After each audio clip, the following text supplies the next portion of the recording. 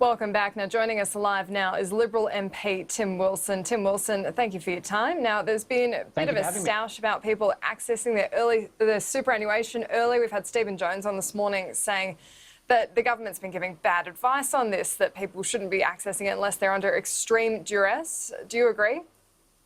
Well, people should be making decisions about what they need to support themselves and their families, not taking advice from Mr. Jones. If people are in a situation where they need financial assistance, then it's of course an option that they should consider as part of the challenges they face overall, because it simply makes no sense that people can't afford to do things like pay their mortgage, but in 30 years' time they'll have plenty to retire on, rather than dealing with the repayments they need now, getting assistance to keep their home now, and of course, when the economy recovers, being able to put that money back in. It's a pretty simple proposition. The scheme has been somewhat undersubscribed. I have to correct myself for a figure I used with Stephen Jones before, because we've had 313,000 applications approved, totalling $2.7 billion, and there were 1.35 million people planned to access the scheme at a total withdrawal of $25 billion. Why do you think those numbers are so much lower than anticipated? Well, firstly, because those numbers were developed before the JobKeeper program, so the wage subsidy has made it easier for some people. But of course, it's very much based on individual circumstances. All you can do when you develop financial plans on behalf of the government is make estimations about what you think is likely to occur. So I don't think it's about it being under or oversubscribed. It's a reflection of the strong decisions the government has made in providing support and assistance to people, while also making sure that those people who have lost their employment or need extra financial flexibility can get assistance through their superannuation.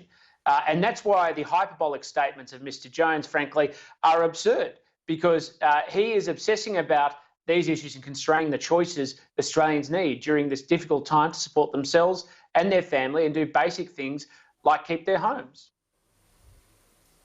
Now, you've been quite vocal about superannuation funds liquidity, in particular about asset write-downs at super funds being more extreme than comparable companies outside of the superannuation industry. That has been quite poorly received by the superannuation industry. Do you still stand by that? Well, what I've done is ask questions, and that's all we've done. As chair of the House Economics Committee, we have a term-long inquiry looking at the big four banks and the financial services system overall. We're looking at the impact of, even before COVID-19, the stability of the banking sector, and we've been asking them difficult questions. We've been asking difficult questions of the super funds. We absolutely have been. Industry and retail. We've been asking difficult questions of the insurance sector. In fact, we have hearings next week to go through issues around the Royal Commission and insurance, and of course, the issues around insurance and COVID-19. And we have the financial advice sector coming in before the end of the year. So our job as parliamentarians is to ask the difficult questions in the public interest, and I'm not going to back down one iota. What do you make of the proposition that if super funds are having liquidity issues, they should be looking at mergers more than any kind of external assistance? Well, what we've seen comments from Greg Combay, who's the chair of Industry Super Australia, is that they don't have liquidity issues. And this is part of the challenge that we're all facing, is trying to get clarity about what the situation is. The last time we had Industry Super before the House Economics Committee, they came before and they boasted about how they were taking strategies that extracted illiquidity premiums. These are not my words, they're their words. And that was the specific comment that was made by Hostplus. Then only 6 months later, they're suddenly saying they've got a liquidity crisis. So there's a legitimate reason to inquire about these issues and to raise very serious concerns about the inconsistency between what they've said and what has since happened. And we did ask about different scenarios that presented themselves. In fact, some super funds talked specifically about the challenges they face around the GFC and stress testing those scenarios, as well as stress testing scenarios that were worse than the global financial crisis, which could include the current pandemic that we face. Now, how super funds respond is ultimately a matter for them and, of course, the people who invested with them. But the important thing is to make sure we get to the bottom of these questions so that they're telling the public truthfully the interests, rather than trusting the opinions of people like Stephen Jones, who's frankly in collusion with many funds in his public statements, because he's ultimately a puppet of them.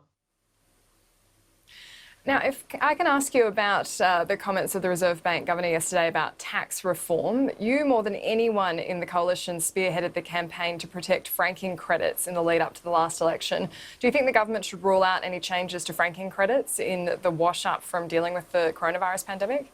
Well, the simple proposition there should be changes to refundable franking credits is absurd, because the basis in which refundable franking credits are provided to Australian shareholders and Australian retirees is when companies make profits and then dividend imputation passes the tax through, and then there's the refund.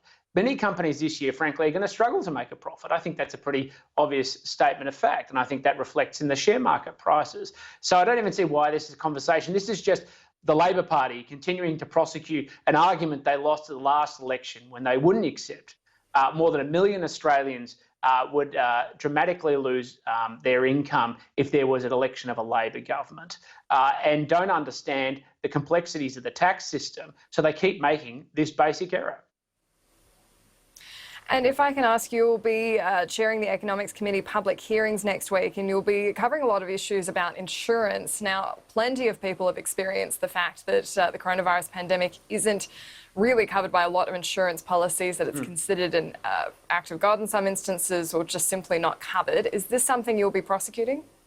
Resolutely, yes, because there are a lot of people, for instance, in travel policies that have exemptions related to pandemics. But there's also a broader question around how the insurance sector responds to pandemics if they were to occur in the future. Now, obviously, we have isolated ones. We've had isolated ones in the past. We're obviously in the middle of a 100-year event. And I think what we're all looking for is a sense of confidence about how the insurance sector is going to respond, how it's going to develop potentially new products or new components of their products to reflect and understand those concerns, and to make sure that we can mitigate the risks that face many Australians, whether they're in the area of health insurance, whether in the area of travel insurance, or of course, in many cases where people need it related to property insurance and landlord insurance. So it's across the board.